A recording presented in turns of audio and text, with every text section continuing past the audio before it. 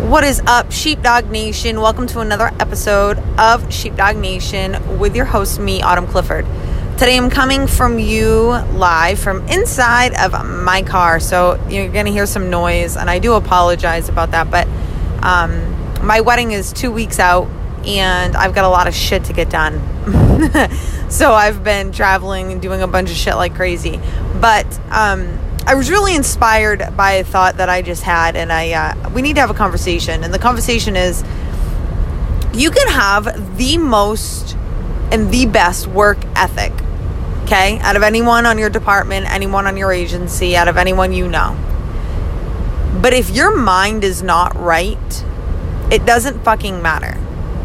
And this is huge because I can tell you from my own experience that I had to learn this the hard way. And so I want you to not learn this the hard way. And what I'm saying is this, and I know at this point you're like, all right, yep, fucking next, what she's saying, but just stay here for a moment. And the more that I piss you off, just hang on, because it means I'm triggering you. And at first, I wasn't going to say, I wasn't going to talk to you about this, but the deal is this is what's kind of, it's ruining a lot of our officers. It's fucking a lot of us up, and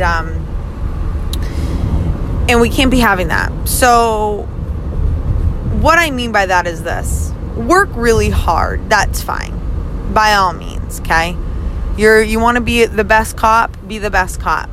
Okay, but don't forget to work on your mind. Don't forget to understand, what the warrior's mindset is. Don't forget to be humble. Don't forget to help people. Don't forget to listen to personal development. Don't forget to meditate. Don't forget to take time to breathe and just be. Don't forget to take time to be in the present. And you're really, if you want to be the best, then you're going to have to do all the shit that nobody else is doing. Okay? So that's listening to audiobooks in the cruiser instead of the radio all shift, right? I'm not saying you can't throw the radio on, because, let's be honest.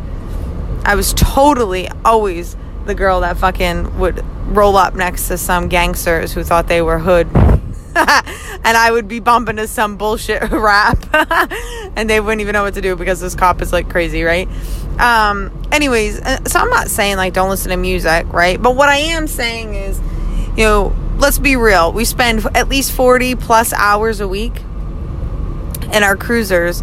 So why are we not taking 10 of those hours and, putting something at least, productive and educational into our heads and into our brains? Okay. I did this, and honestly, it completely changed who I was. I'm not gonna lie. I did this about a year before I got done working the road, and like I said, it really helped my mind.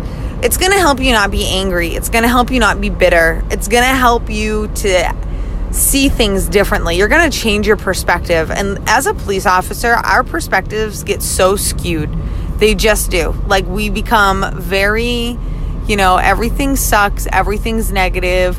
That's bullshit. She's bullshit. He's a shitbag. She's a shitbag. That's, this fucking sergeant's trying to fuck me over, admin blows, I'm never going to get anywhere, I'm going to be fucking working the road for the rest of my life, this sucks, right? We've all had those thoughts, and the thing is, you guys, is if we listen and we let those thoughts take over, they play over and over and over again, right? They go over and over and over again, and then what happens? It literally manifests. It literally happens, because we don't believe anything else good is going to come of it, right? So if you believe in like attracts like, then you know that what you think about, you bring about, right? And so if you're on this negative pity party fucking train, then guess what? That's what you're going to bring about, and you're never going to truly be the best. You're never going to truly be happy, and you're not going to be able to handle as much as you would be able to handle if you had your mind right. Now, it's not as simple as, all right, I'm going to have my mind right. I'm going to do what Clifford says, and I'm going to fucking get my mind right. Yeah, well, it's every single day. It's reading a book before you go to bed to unwind. You know what I'm saying? It's listening to, personal development. It's reading good productive books and not just fantasy land bullshit books, and I'm not saying you can't do those for hobbies. Please, by all means, we all need hobbies. We all need things to take our mind off our lives, right? But you need to be listening to productive things. I'll give you some suggestions. So Tony Robbins is huge. He's the grandfather of, the coaching and personal development world. He'll help you through anything you need to do. You want to lose weight? Go YouTube Tony Robbins losing weight, and there's an audio you can listen to. He'll help you through it. Relationships, more money, anything. Okay, Tony Robbins is huge. Another person who I really love, if you want to build up like a side business or anything like that, you want to grow your social media, go listen to Gary Vaynerchuk. Gary V. You can YouTube him. Again, both of them free content. I like Mark Divine. I love Jocko Willink. Good fucking mindset guys. I like David Goggins. All three of those are former Navy SEALs. I love those guys. Good mindset. And it's all free content. Now they have books. Jocko has 2 books. I can't remember what it is right now, but we've got both of them. Highly recommend it. I got Mark Divine's book, we have the Kindle, and then I have the audio of Mark Divine's book, The Unbeatable Mind. You hear me reference it a lot because I'm telling you, it's a must read, must listen to. I'm a really big fan of Jack Canfield. He's the guy who he's the author of the Chicken Noodle Soup series. But this guy came from absolutely nothing, and from down in the South, and he's not like one of those guys that are gonna blow smoke up your ass either. He's real deal. He's good. He's got a book called The Success Principles. I have the book, but I also have the audio, and that's a really good one too. And I could go on and on. Okay, you can always DM me on Instagram at @TheLadySheepdog. I can help you out. I listen to this stuff all day, every day. I know it, depending on what it is that you're looking for. But here's the thing. Don't wait until you're like in a wicked shitty time of your life to start doing this. That's what a lot of people do, right? Like we wait and like we get jammed up, we get IA'd, fucking, it seems like everybody and everything's out to get us. And then we're like, what do we do? And I know a lot of us, we got to wait until that happens, but I'm asking you not to, and it's not for me, honestly. I do this, so this is totally for you. This is to help you out. Not only you as the cop that you are, first responder sheepdog that you are, but also as the person you are, the husband, the wife, the mom, the dad, the best friend. I mean, being a first responder takes a toll on you, hands down, right? And we know this. Don't lose that battle. You see it. Like on your department right now, you see the people that have lost the battle of fucking losing their mind to law enforcement. They're overweight. Some of them are overweight. Some of them aren't. Some of them still work out. But they're negative. Everybody and everything's out to fucking get them. They're lazy. They're doing fucking fucked up shit that's, it might not be corrupt, but it's tiptoeing that line and you know it. Maybe they're not good backup. Maybe they cheat on their spouse all the fucking time. Maybe they're a complete dog. Right? Like, you don't want to end up like that. You see it, And what I'm telling you is how, you're not going to end up like that. So please listen to what I'm saying. Please listen to my advice. Take that advice. Okay? So I'm telling you, it could change your life. It can change everything. But you got to stay consistent with it. The next topic I want to talk with you about, it's kind of a 2 topics, same thing. It's under the same umbrella. Let's just put it this way. I have a lot to say to you today. I'm fired up. Is along those lines of, you got to get your mind right and you want to be the best, right? Like we all do. We all want to be the best at whatever, and at the end of the day, we want people to approve of us. Like that's, we want our supervisors to pat us on the ass. That's what we like. We like recognition. We want our agency, our communities to know what badasses we are and that we're out there doing work. That's what we want. And we want our families to be proud of us, etc., etc. Okay. You're not going to please everyone. And here's what I want to tell you from my experience in life in my experience on the road, my experience as a business owner, okay, the harder you work, the better you become,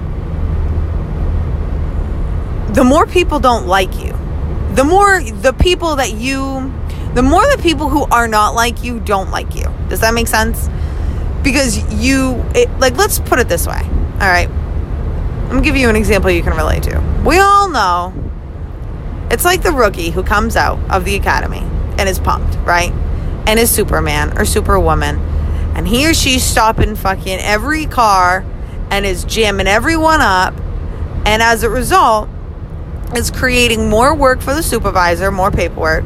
It's creating more fucking work for the girls and guys that they on their shift, because guess what? Now when their calls come in, you got to cover for them. Now they need backup. You got to go help them out. And we all know that the moment you're fucking backup, unless it's an away game, right? But if you're backup for your own agency, then fucking you got to write a report. So everyone's getting more work because of this rookie.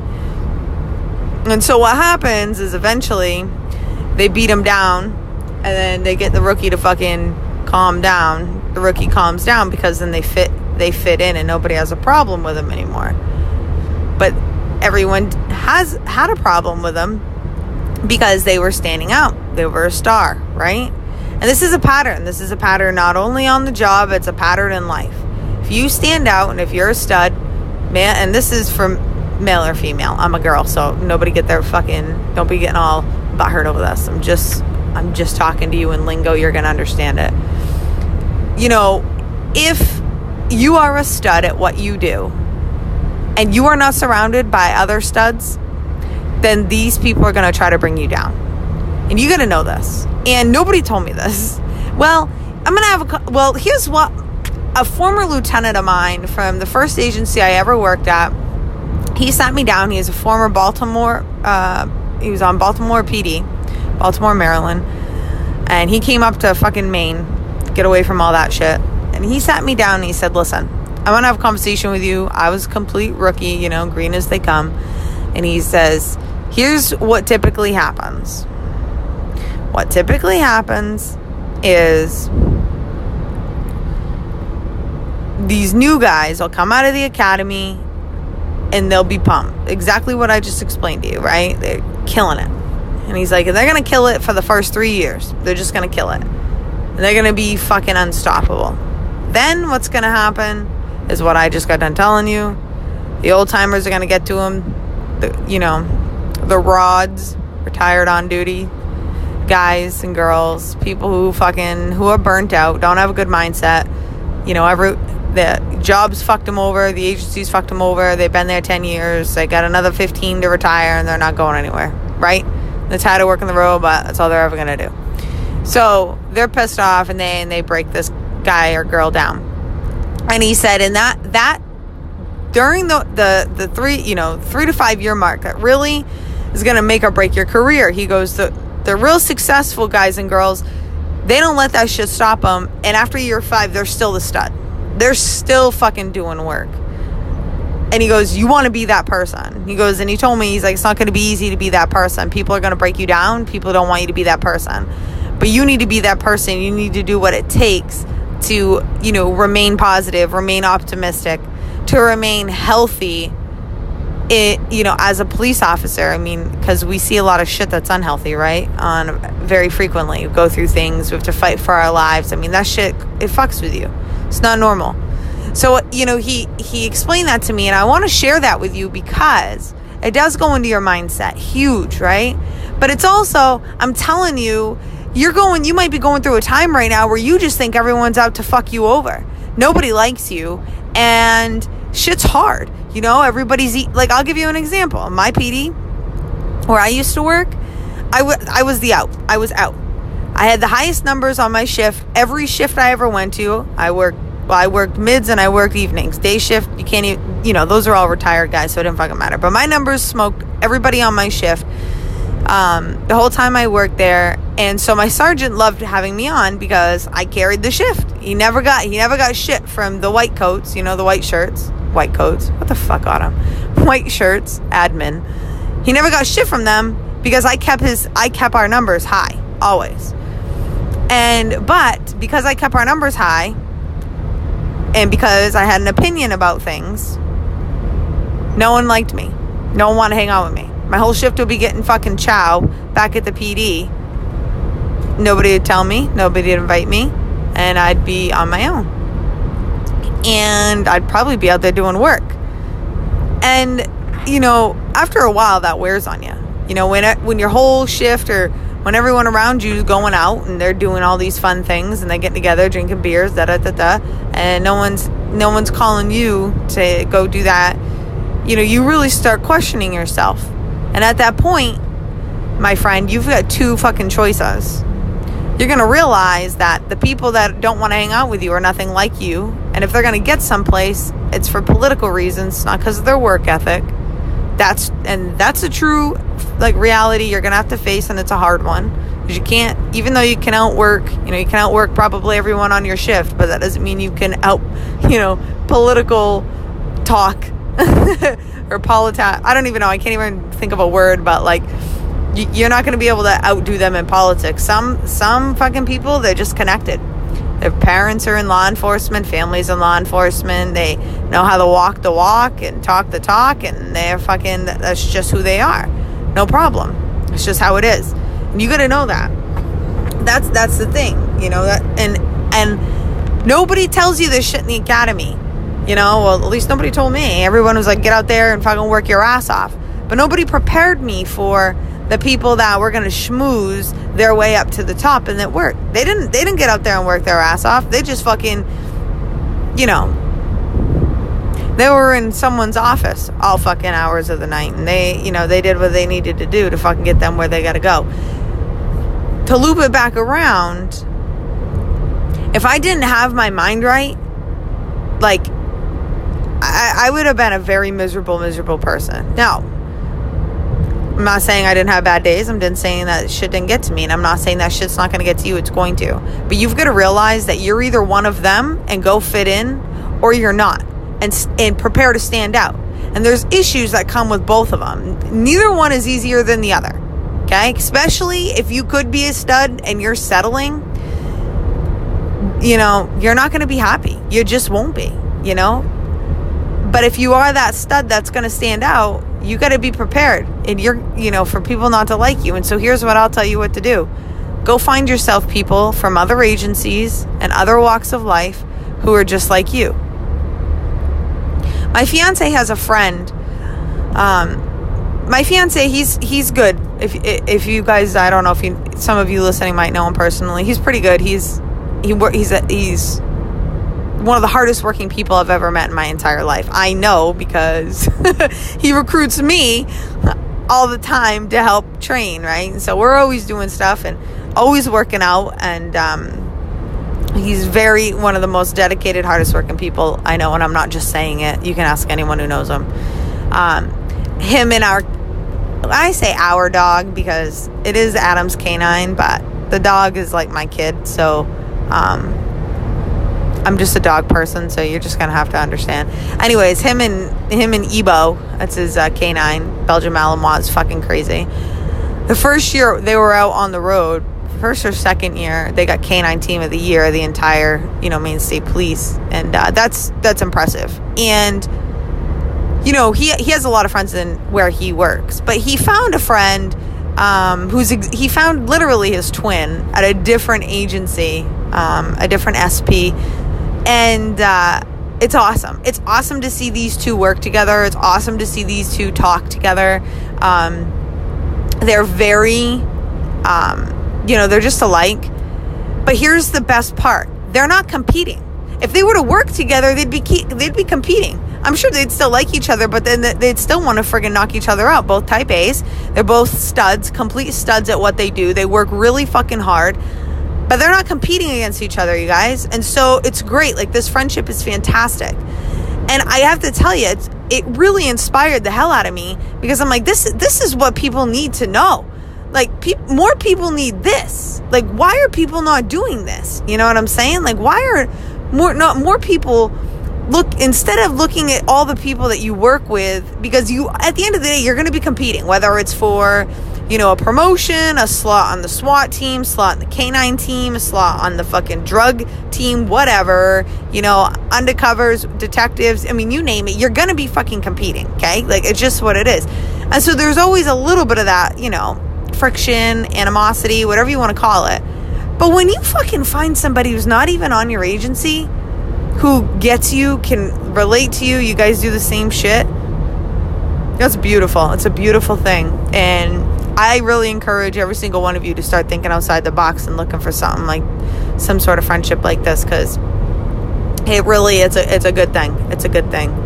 So I'm going to leave you with this. Well, I have some news to tell you first. So if you made it all the way here, then you're going to hear my big news. My big news is that I am back sworn in again. If you caught my Instagram, then you would know that. If you're not following me on Instagram, I don't know why the hell not. You need to follow me at The Lady Sheepdog. I'm pretty, my posting, I post, I don't love it, but what I'm really good at and what I'm very consistent with are my stories. You see all behind the scenes shit of, my life and Adam and, what's going on, and up close and personal. And and I always talk back to people in my DM who aren't fucking complete idiots. So don't be a complete idiot. But anyways, and so I'm back sworn in, and it's part-time. But what's really cool is I'm not working patrol because my doc won't let me. Doesn't mean I don't want to, because I do. But my doctor's like, yeah, no patrol for you. So that doesn't mean I won't try to sneak in a shift or two here and there. But Adam, if he listens to this, he's gonna knock me out. He doesn't want me working patrol because of my back either. So, anyways, what's cool is that it's a position where I get to, I get to manage the agency's social media. I get to help create like a neighborhood watch program, Citizens Police Academy, really just bridging the gap, trying to do some community policing and stuff like that. So I'm super pumped about it. It's a great fit. Again, it's part-time. It's a very small agency, not what I'm used to coming from city. I'm a city cop through and through. It was actually wicked funny. That was a conversation that the chief had with me. He's like, listen, I know you're a pit bull. I can't have a pit bull. I'm like, what? So you want me to be like a chihuahua? What? Anyways, so I just wanted to tell you my big news. So if you made it here, then you heard my big news. Back at it, back in the family. And so my plan, Adam doesn't know it yet. My plan is for us to attend Police Week next May together. So that's always been a goal of ours. And now that I got my gun and my badge back, I'm pumped. So anyways, that's what I have for you. If you like this, if this is productive for you, if this helped you out at all, do me a favor and share it out, because you spreading the word about this is how we are going to reach more cops, and more cops need to hear messages that are fucking like this, no bullshit, and fucking straight to the point. All right? Okay, I will talk to you later. I'll see you next time. Bye.